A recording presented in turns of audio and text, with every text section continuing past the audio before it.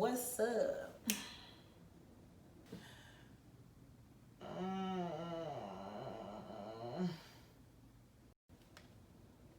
Hello? Eva, are you still in the bed? No. Girl, what's up? My stomach is killing me. I told you stop watching Baby Boy at breakfast. You know how poor acting and misogyny gives you indigestion. No. I think it's my total lack of nutrition altogether. I've been so busy at work. Too busy to eat? Oh no. We can't have that. Oh no. I mean, I've been eating, but mainly Popeyes. It's right across the street, but my mama said it ain't real chicken and now my stomach hurts and I'm broke again. I'm broke. You want some pasta? I can make pasta real good. Real good. No. I want Olive Garden, the mecca of all mediocre food. I want White Deborah at Olive Garden to make my order just how I like it. Extra breadsticks, extra crispy. She gets it right every time. Every time. What a saint. We're having spaghetti and veggies. Red sauce or white sauce? Oh, no, don't worry about it. She knows my order like the back of her hand. I'm gonna give her a call right now. Scrape yourself on out of the bed and bring yourself over here. Dinner is at 8. Bye. Y'all ready for this? Good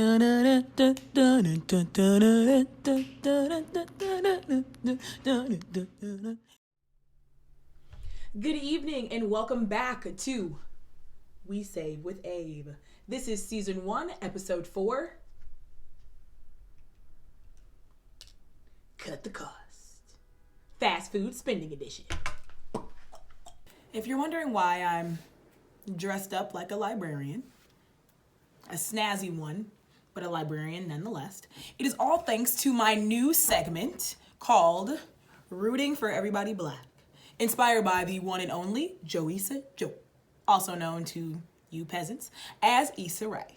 There's not a whole lot of structure to this new segment. It's just something that I decided to do. It's gonna be a short snippet, probably every few episodes. I haven't made a schedule for it yet.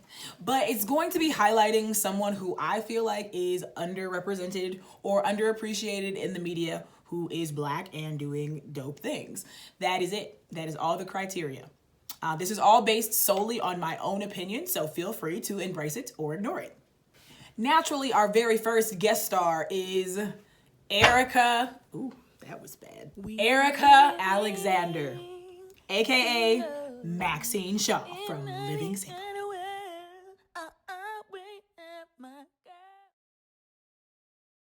Where do you even start? First of all, Maxine is actually one of my favorite characters of any TV show ever. I am Max and she is me. As you can see, this is a tribute to her. Because, I mean, when you really think about it, I mean, she was so raw. She was a young, beautiful Black woman. She had locks. She was practicing law. She was always at Khadijah and them crib, but she had her own house. She had an entire crib to herself with no roommates. And although this is pretty random, it kind of ties in considering the fact that she was always in their fridge. She was never buying food. She was just stealing theirs. I really wish I saw her in more mainstream media. She's an awesome actress. She's absolutely gorgeous. She doesn't look any different now than she did back on Living Single when she was treating the life out of Kyle Barker. I love you, Erica. Thanks for being inspiration and representation. All right, y'all, that was fun. Y'all thought I forgot? We gonna talk about the McDonald's runs y'all be making every other day. We gonna talk about that. Just you wait. You sit tight, all right? So let's get started. Let's get to it. How often are we eating out, really? Like, how often are we buying fast food? Are we saying, I don't feel like making anything, I don't want to go to the grocery store, you know what, this is simple, this is right next to my job, I want you to take all that energy, hold it close, and release it. Release it. We're done. Did y'all know, on average, Americans eat fast food 2 to 3 times a week? 2 to 3 times. So they say. This is statistics from the CDC. Granted, you won't see too many statistics on this channel because this is all about me, in my opinion. Just joking. But seriously, I mean, they could be wrong too, because to be honest, I feel like it's more like 4 or 5 times a week, because we're not taking into consideration those days where you might just buy breakfast, lunch, and dinner out. Don't act like you ain't done it. I've done it before a couple times, and we don't got to talk about it. We don't. In the words of the late, great Bernie Mac, let's move on.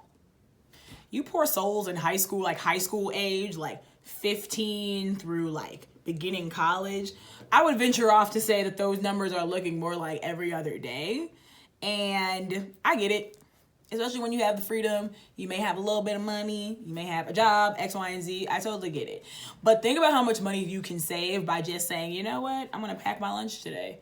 I'm actually going to only eat out maybe once or twice a week, as opposed to 4 or 5 times a week. Because if you go through your recent transactions on Personal Capital, if you don't know what that is, shame on you, you did not watch my last episode.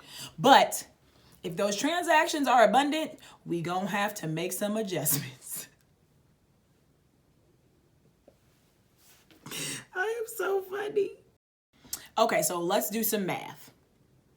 I know I work in finance. I'm not great at math. Trust me, it's simple math. On average, Americans spend about $3,000 a year on fast food alone. This is not including groceries. This is fast food. Like, just think a whole bunch of spicy chicken sandwich deluxe from Chick-fil-A with Colby Jack cheese and extra pickles. Don't forget the pickles. Oh, you don't think you spend that much money a year? Oh, yeah. All right. So let's break it down. Break it down now. So let's say you eat out for lunch 3 days a week, right? 3 days out of the week for about $8 a meal. And then 2 days out of that week, you real tired. You do not feel like making dinner. So you go get dinner twice in that week for $13 a meal. Oh, and then 2 days out of the week, you make your way to Dunkin' Donuts to get your pumpkin spice latte because fall. And $2 happy hour. Let's say that is all of the fast foods you buy in 1 week. Carry the one. That's $54 a week. 54.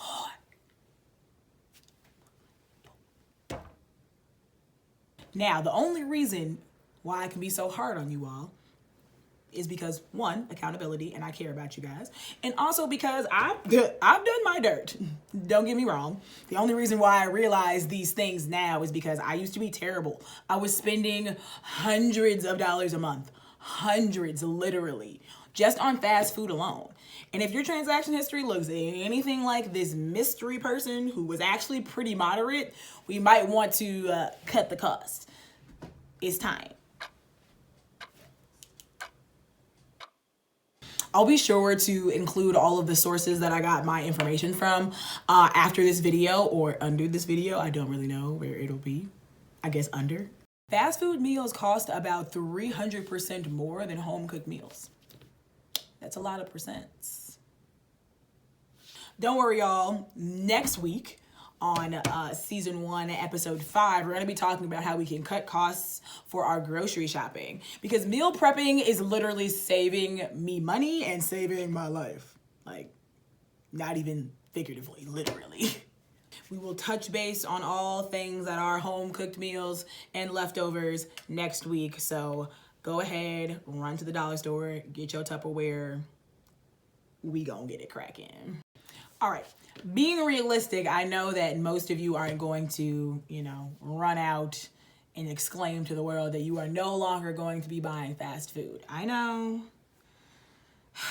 It's what I want. But at the end of the day, that's not realistic. Let's talk about the ways that we can actually cut costs in our everyday spending for fast food. Okay, guys, these are my faves. We are going to talk about loyalty programs, loyalty, rewards, royalty. I don't know. At the end of the day, whatever you call it, you should have them for the places that you frequent in terms of your fast food spending. Doesn't matter what you call it, you need to have it. If you are someone who drinks Starbucks every day and you've decided that that's not something you're going to give up, that's fine. You should get rewarded for it, though. You should not give them your money every single week, every single day in some cases, and not get some sort of cash back for it, some sort of reward, some happy birthday, something.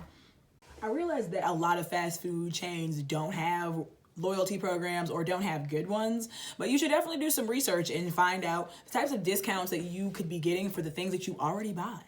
I mean, a few of my favorites are McDonald's, we'll talk about it, Chipotle, and Chick-fil-A. Don't cancel me yet. I don't really eat McDonald's that often, but I do like their breakfast. Don't lie. Don't lie. A sausage McGriddle would be real good right now. But for real, their bacon, egg, and cheese bagel, don't knock it till you try it. At the end of the day, their loyalty rewards program, it's not even really a rewards program. You just have to download the app, and they have daily discounts. You can get $1 free fry pretty much every day. $1 free fry. You can get $1 large fry, if I could talk. I think every week. And then I think they also have free fry Friday, which is what I was trying to say. They also have like 99-cent coffee most of the time. If you buy a breakfast sandwich, you get free coffee. If you buy a breakfast sandwich, you get a hash brown. Like, they trying to get rid of their breakfast food before they have to switch everything out. At the end of the day, like, that's where I see most discounts. I think that there are some for the other food that we shouldn't be eating. Not to say that breakfast is fantastic, but it's the least that I can do. I have a love-hate relationship with Chipotle. Chipotle be getting on my nerves, y'all, because their rewards program is hot garbage. It is so bad. You get pennies literally every time you spend $9 on a burrito. And you have to spend like $60 worth of Chipotle bucks in order to get a free entree. A $9 entree. That's it. But the only reason I bring it up is because I love Chipotle. I love Chipotle. Like, for real, it's a problem. But I should get at least a little something, because sometimes they do give other rewards. I'm not a fan of guac. Every time they give me the free guac reward, I give it to my sister because, you know, I'm a saint like that. But other than that, it's just so that eventually at some point when I'm old and gray, I will be able to retrieve my free entree just because I remember to scan it every time I went. Ooh, now the moment we've all been waiting for. Chick-fil-A. I love Chick-fil-A. I have never liked a restaurant more that is so consistent and so consistently pleasant that I can give them Sunday off. Like, Chick-fil-A's rewards program is like for real, the mecca of all rewards programs. It really should be called the Royalty Rewards Program, because these are kings and queens sent by God to work their tail off all week so that they can rest on the Sabbath, because boy, they deserve it. Chick-fil-A's point system actually makes sense. Every 2 or 3 times you go, you get some sort of discount, or you might even get something free. At this point, I get something free like every other time I go because I'm a higher tier rewards member. We don't have to talk about it. But at the end of the day, like, they actually want you to come back. So, you know, they say thank you and they give you free stuff a lot. Especially when there are new Chick-fil-A's in your area. They'll just be like, hey, so saw you were in the neighborhood. Come by, snag a free chicken sandwich. Okay. You don't have to tell me again, Barbara. Back at it again. Guess who's back? The delivery apps. Now I told y'all in my first episode to get rid of them. How many of y'all did it? How many? Delivery apps.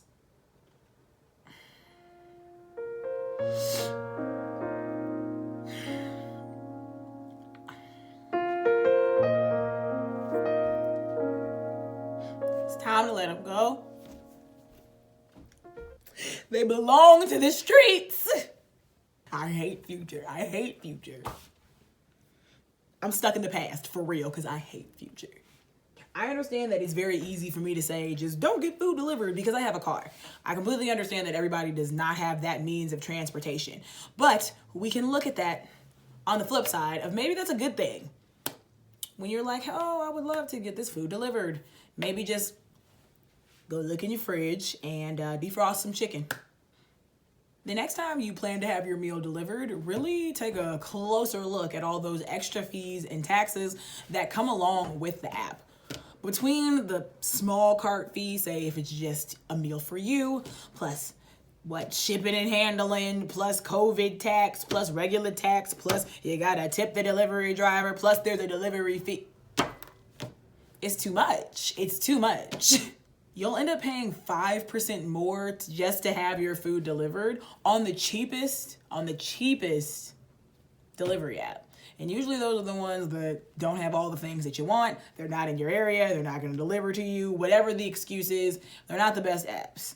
Now, on average, the most expensive or the most popular apps like, say, DoorDash or Uber Eats, you could be paying upwards of 80 to 90% more for your food just to have it delivered. Compared to the price that it is in the restaurant versus how much it is for them to also get it to you, it's more than twice as much, and that is ridiculous. Ridiculous. Our laziness and instant gratification will be the death of us, for real. Like, it's so much more money for convenience. But is it really convenient to be broke? It's very inconvenient to be broke.